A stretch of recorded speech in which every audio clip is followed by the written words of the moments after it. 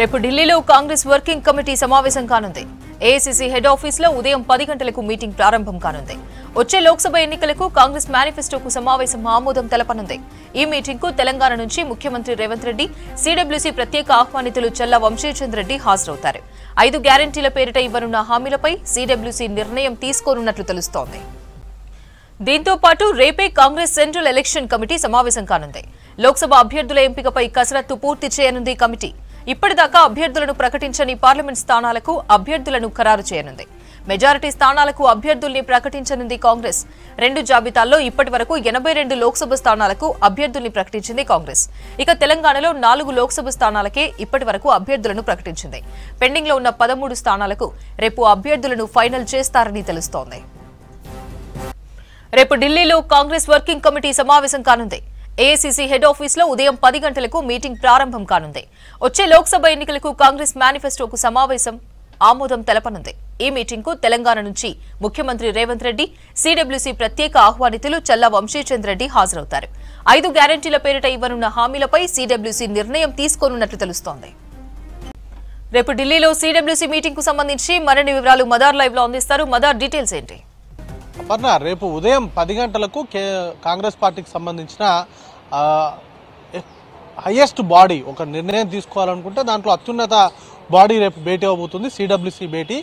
CWC భేటీలోనే మేనిఫెస్టోకి సంబంధించి తుది నిర్ణయం అనేది కూడా ఆమోదం. మేనిఫెస్టో కమిటీ ఇప్పటికే చాలా సిఫారసులు చేసింది, పలుమార్లు భేటీ అయ్యి దాంతోపాటు రాహుల్ గాంధీ భారత్ జోడో న్యాయయాత్ర సందర్భంగా ప్రజలతో మాట్లాడినటువంటి సందర్భంలో ప్రజల నుంచి ఎక్కువగా వచ్చినటువంటి సమస్యలు కావచ్చు, వాటికి పరిష్కారం చూపెడుతూ మేనిఫెస్టో కమిటీ ఇప్పటికే కొన్ని నిర్ణయాలు అనేది కూడా తీసుకుంది. అది రేపు సిడబ్ల్యూసీ ముందు పెట్టి దానికి ఆమోదం తెలుపబోతున్నారు. ఆమోదం తెలిపిన తర్వాత కాంగ్రెస్ పార్టీకి సంబంధించిన మేనిఫెస్టోని అధికారికంగా ప్రకటించేటువంటి అవకాశం ఉంది. ఇప్పటికే 5 వర్గాలకు సంబంధించి కీలకంగా నిర్ణయాలు ఉండేటువంటి అవకాశాలు కనబడుతున్నాయి. దాంట్లో నారీ న్యాయ్, యువ న్యాయ్, అలాగే సామాజిక న్యాయ్, వాటితో పాటు కిసాన్, అలాగే శ్రామిక్, ఈ మొత్తం ఈ 5 వర్గాలకు సంబంధించిన ఎక్కువగా పెద్దపీట వేసేటువంటి అవకాశాలు ఉన్నట్టుగా తెలుస్తుంది. ఇప్పటికే నారీ న్యాయ్ పేరుతోటి 5 గ్యారంటీలు కూడా అనౌన్స్ చేశారు. వాటితో పాటు కిసాన్ న్యాయ్ పేరుతో కూడా కొన్ని గ్యారంటీలను కూడా ఇప్పటికే అనౌన్స్ చేశారు. మిగతా మొత్తం మేనిఫెస్టోకి సంబంధించి రేపు సిడబ్ల్యూసీలో ఆమోదం తెలిపిన తర్వాత వాటిని ప్రకటించబోతున్నారు. ఇప్పటికే కాంగ్రెస్ పాలిత రాష్ట్రాల్లో కర్ణాటక కావచ్చు, తెలంగాణలో కావచ్చు కొన్ని గ్యారంటీలు ఇచ్చారు. 6 గ్యారంటీలు తెలంగాణలో ఇచ్చారు, 5 గ్యారంటీలు కర్ణాటకలో అనౌన్స్ చేశారు. ఆ తర్వాత కాంగ్రెస్ పార్టీ అక్కడ 2 రాష్ట్రాల్లో కూడా అధికారంలోకి రావడం జరిగింది. వీటిని దృష్టిలో ఉంచుకొని వీటిని దేశమంతా ఇంప్లిమెంట్ చేయడానికి అవసరమయ్యేటువంటి విషయాలు కావచ్చు, రుణమాఫీకి సంబంధించి కూడా కీలకంగా చట్టబద్ధత, ఇటు మద్దతు ధరకు చట్టబద్ధత కల్పించడంతో పాటు రుణమాఫీకి సంబంధించి కూడా దేశవ్యాప్తంగా ఒక విధానాన్ని తీసుకురావాలని కూడా కాంగ్రెస్ పార్టీ భావిస్తూ ఉంది. మహిళలకు సంబంధించి కూడా కేంద్ర ప్రభుత్వ ఉద్యోగాల్లో 50% రిజర్వేషన్లు మహిళలకు కల్పించడం కావచ్చు, లేకపోతే వారికి ఆర్థిక స్వావలంబన కలిగించేలాగా ఏడాదికి ₹1,00,000 వారికి అకౌంట్లో జమ అయ్యేలాగా ఒక పథకాన్ని అయితే తీసుకొచ్చేటువంటి ఆలోచనలో కాంగ్రెస్ పార్టీ ఉంది. వాటితో పాటు ఉచిత విద్యుత్తు, అలాగే రైతులకు రుణమాఫీ, మద్దతు ధర కల్పించడం, ఇలాంటి కొన్ని హామీలతో పాటు గ్యాస్ సిలిండర్కు సంబంధించి సామాన్య మధ్యతరగతి ప్రజలపైన గ్యాస్ సిలిండర్ల ధర అనేది గుదిబండగా మారింది. దాన్ని కూడా ఇప్పటికే కాంగ్రెస్ పాలిత రాష్ట్రాల్లో 500కే గ్యాస్ సిలిండర్ను అందిస్తూ ఉన్నారు. ఇది దేశమంతా కూడా రేపు కాంగ్రెస్ పార్టీ అధికారంలోకి వస్తే ఈ దేశమంతా కూడా ఇంప్లిమెంట్ చేస్తామనేటువంటి హామీని కూడా ప్రముఖంగా ప్రకటించేటువంటి అవకాశం ఉంది.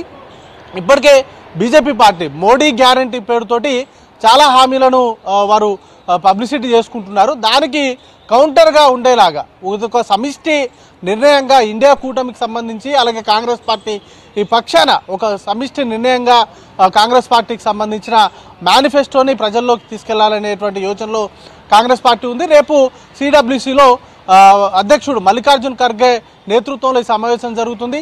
ఈ సమావేశానికి సిడబ్ల్యూసీలో ఉన్నటువంటి మెంబర్స్, అలాగే ఆహ్వానితులు, వీరితో పాటు కొన్ని రాష్ట్రాలకు కాంగ్రెస్ పార్టీకి సంబంధించిన పాలిత రాష్ట్రాల ముఖ్యమంత్రులు కూడా హాజరు కాబోతున్నారు. రేపు సిడబ్ల్యూసీతో పాటు కేంద్ర ఎన్నికల కమిటీ కూడా భేటీ కాబోతా ఉంది.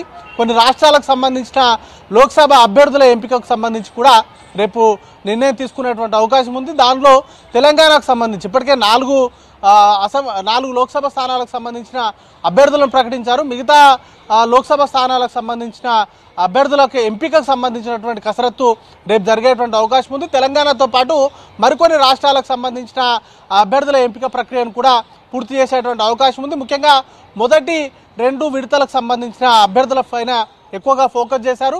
వాటిని అనౌన్స్ చేస్తూనే మిగతా కొన్ని రాష్ట్రాలు కాంగ్రెస్ పార్టీ ఎక్కడైతే బలంగా ఉందో ఆ రాష్ట్రాలకు సంబంధించిన అభ్యర్థుల ఎంపిక ప్రక్రియను అయితే రేపు పూర్తి చేసేటువంటి అవకాశం ఉన్నాయి.